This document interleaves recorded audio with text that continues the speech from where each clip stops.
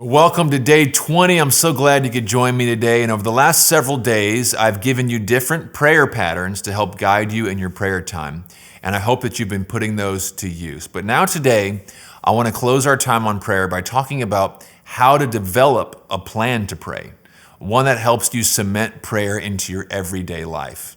You know, we've all probably heard the famous quote, "By failing to plan, you're planning to fail." And this is true in almost every part of life, including our prayer life. You know, I have a friend who likes to say, you'll never accidentally spend more time with God. That's so true, and that's why I believe it's essential to have a plan for prayer. So today I want to help you know what should be a part of your prayer plan. Here's aspect number one: determine when you'll pray. This is important because if you don't predetermine when you'll pray, it will take a back seat to the rest of your life. Now, sure, you can just pray at any time throughout your day, but at many places in the Bible, we find that Jesus and others had certain times when they would pray. It says in the Bible, very early in the morning, while it was still dark, Jesus got up, left the house, and went off to a solitary place where he prayed. So sometimes Jesus prayed in the early morning hours. Other times he prayed at night. Look at Luke 6:12. One of those days, Jesus went out to a mountainside to pray, and he spent the night praying to God.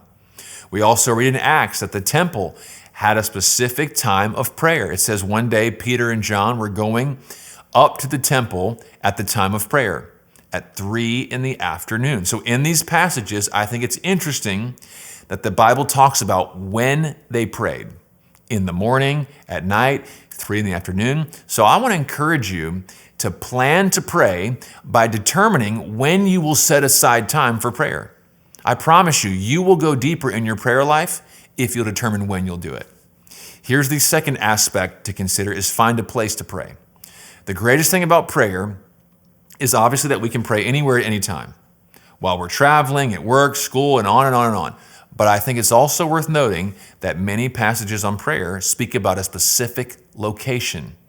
Jesus said, "But when you pray, go into your room, close the door, and pray to your Father who is unseen. Then your Father who sees what is done in secret will reward you." Another passage, it says, after leaving them, he went up a mountainside to pray. Then it also says, Jesus often withdrew to lonely places and prayed. These are just a few passages that include a place where prayer happened. So again, I think it's worth us preparing to pray by thinking through where we will do it. Now me, I like to mix it up. Some days it's in my living room in a particular chair. Other days I like to walk a loop in my neighborhood and pray. So question, where's that place for you? Where's that place where you can give your entire focus to God and be undistracted? Your prayer life will go to a new level if you prepare by determining when you will pray, where you will pray, and then lastly, let's talk about the third aspect to consider. Decide how long you'll pray. I've already mentioned a couple of scripture passages that mention how long someone prayed. We saw Jesus prayed all night.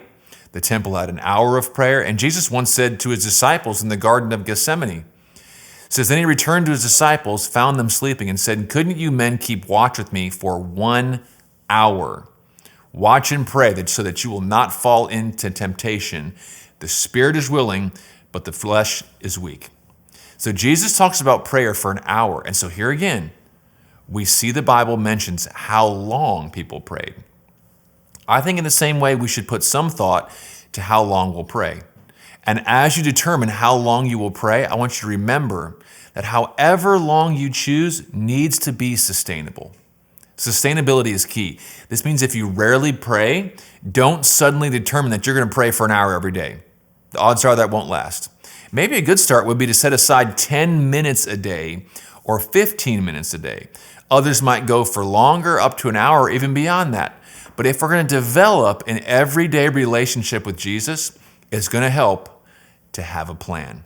So start making yours during this fast, and I'll see you back tomorrow. And reminder, it's a communion day tomorrow, so bring your elements for our 21st and final day.